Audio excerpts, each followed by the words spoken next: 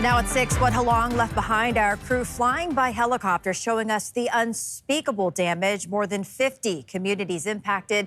The governor calling Kipnuk ground zero, as some villages where Alaska Native people have called home for generations have been destroyed. And there are also few words that adequately describe what floodwaters have left behind in Quigillingok. Quig is the village where evacuated residents are mourning Ella Mae Kashatok's death as her son and his uncle remain missing. Our crews on the ground are hearing directly from those impacted as leaders from the White House, congressional delegation, and the governor define what response and recovery now means. We got a few weeks before freeze up, and we had the same situation with Murbach, so we're going to move quickly. Again, all the people wanted was help. Federal dollars, they may be coming, but is it going to help people get into their home this winter? Good evening, everyone. Western Alaskans going through another day of evacuations. Multiple people, animals, and even a guinea pig were rescued. The governor also got his first look at the damage today, surveying the hardest hit areas. Our team of reporters all covering the recovery from several different angles. We're going to start with our investigative team's Rebecca Palsha in Bethel. Rebecca. Yeah, he calls it ground zero because of all the damage there in Kipnuk. The governor got to see it firsthand today, as well as Senator Lisa Murkowski, who is also here to assess the damage for herself. So the Blackhawks are returning from different villages. They are full of elders and children and families. It's heartbreaking. Several times we've heard elders crying out loud. Some dogs arrived today with these groups. They're more relaxed, but they had their tails between their legs. And I talked with a little girl named Deja, who carried her hamster named Hazel. She says the helicopter ride was fun. Of course, it's always finding the good in situations. Of course, it's usually done by the children. And here's what the governor had to say about what he saw. I felt very positive about what I saw in Quig and the attitudes. Very positive about the attitudes in Kipnuk, even though that is a much heavier lift. Hopefully over the next few weeks, we'll have a much better understanding about how many people can go back to the villages, and then long-term discussions as to, what is this going to look like over the long term. The governor says a whole lot of work has to be done before anyone can go home. And of course, it has to be done for most people before the winter. Thanks, Rebecca. And just into our newsroom, Augusta McDonald seeing more devastation firsthand in Quigillingok as help arrives there. And she shows us what it is like on the ground. The village of Quigillingok is devastated. Today, we met some of the final people evacuating. They've been here for several days. As you can see, it's been very uncomfortable. Some were in their homes when that surge came in, and they have told us really terrifying stories of seeing floodwaters come up to the second floor of their houses. Now, these community members are packing up their boxes and have packed into this National Guard flight. This crew told us they have been making trips to and from the villages to Bethel, and that's where folks from Kipnuk and Quigillingok have had to figure out what they're going to do next. There's still some dogs remaining here. There's still some belongings, a little bit more activity, but at this point, the city is no longer inhabitable. For Alaska's news source, I'm Augusta McDonald. And Anchorage is now sheltering hundreds of evacuees as the city prepares to host upwards of 1,600 people. Our Joe Allgood explains what an emergency proclamation signed by Mayor Suzanne LaFrance means. That's right. The mayor says that emergency proclamation is intended to not only speed up Anchorage's disaster response, but also free up additional resources. As the officials say, they're preparing for as many as 1,600 evacuees coming to the municipality.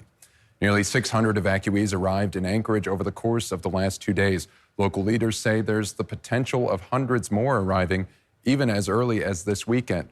The mayor's disaster declaration allows the municipality to reallocate certain resources towards disaster relief and qualifies the cost of those efforts for state and even federal reimbursement. For those displaced by these massive storms, Anchorage is hundreds of miles from their homes and vastly different.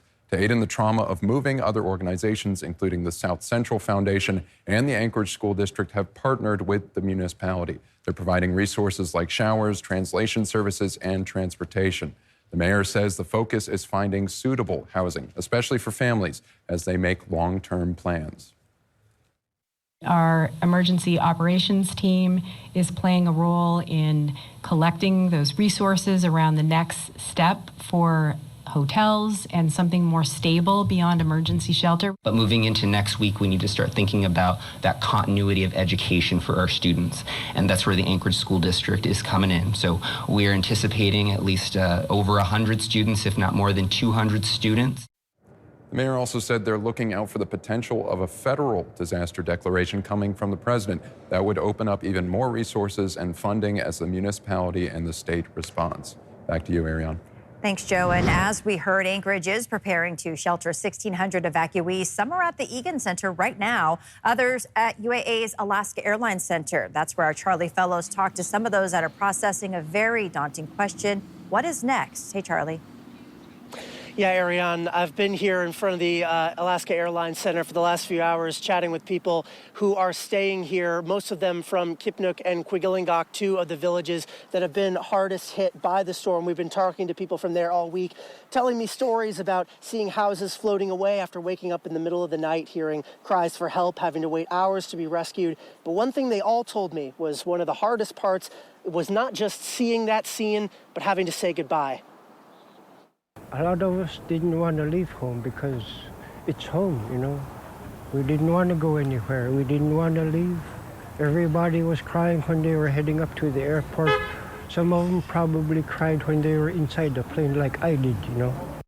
But in spite of all of that, all throughout the last few hours, I've also seen lots of children playing, laughing, having fun, people embracing their relatives out in front of the Alaska Airlines Center, just a testament to the spirit of these villages and these people, that even after all they've been through, there's hope that things will get better soon. Ariane? Yeah, absolutely, Charlie. Good to hear that. We're also hearing some countless stories of survival and resilience, as you just mentioned, across the YK Delta region from the harshest conditions. And Chief Meteorologist Melissa Fry has been following this storm for nearly 2 weeks now. But Melissa, we do know that more are likely coming. Yeah, it is Alaska. It is fall heading into winter, and it is storm season. So we are watching any storm headed that direction very closely because there's still so much work to be done in these communities. The good news is the jet stream is south, and it is staying south. We are going to see calm conditions in Southwest Alaska and really for most of the state for that matter as we head through the weekend, even into early next week. You see those storms come in, but then they continue to track right there across the northern Pacific. So calm conditions, no weather alerts in effect. The winds are calming down even in Bethel here this evening. Sunshine is on the way. But we've been talking about that timeline of winter coming, and we are on borrowed time. Typically, the average first day below freezing would have already happened. Typically, we would have already seen that first snowfall in Bethel, and that first inch of snow is likely coming soon. So again, winter coming very quickly, continuing to monitor these conditions as temperatures drop. And we're back, everyone, on your Friday. We now know that more than 50 communities were hit by Halong. Many also saw some major impacts 3 years ago from a very different former typhoon, Mirbach. Yeah, when Halong was first forecasted, some of these hardest hit communities last time, they went right into work preparing. They knew what was coming. And I got to visit with the students at Nome Elementary School, where they have firsthand lessons of both the power of Mother Nature and why being prepared is so important. Windows boarded, businesses closed. Nome was ready for Halong. We definitely have been more proactive than reactive. It's just been all hands on deck, just getting ready, equipment ready, just in case that it did hit us as bad as it did for Mirbach. Learning from the past because they've seen the wind and waves ramp up like this before. But this time, the storm shifted just enough to spare them from the worst. Business is back to normal, and at school... Well, I'm so excited that I get to be here with you today. Nome Elementary students are learning about the importance of studying and documenting Indigenous culture this week. And it turns out they're also learning about how the weather and climate are part of that culture. Can anyone raise their hand that has a big, loud voice that can speak real loud and tell me, what is a meteorologist? It's a person that studies the weather. Even the youngest Nome residents know the power of these former typhoons. Did you guys hear what Darwin said? He lives on Front Street, and so they had to board up their windows. And even though the last one was as much as half their lifetime ago, they still recognize it. If you know where this is, name the city where this is in 3. 1, 2. Right away. Nome, Alaska. It has a name they'll never forget. Mirbach. You remember that storm. But they also remember the areas that were protected. Why were they safe? Yeah. Because they had tall houses to block the flood. So this time, Nome can take off the plywood and be thankful it wasn't worse. But these students will continue to learn about. Here comes the wind. The rain. Do you hear the rain? And the weather in Nome. Melissa Fry, Alaska's news source.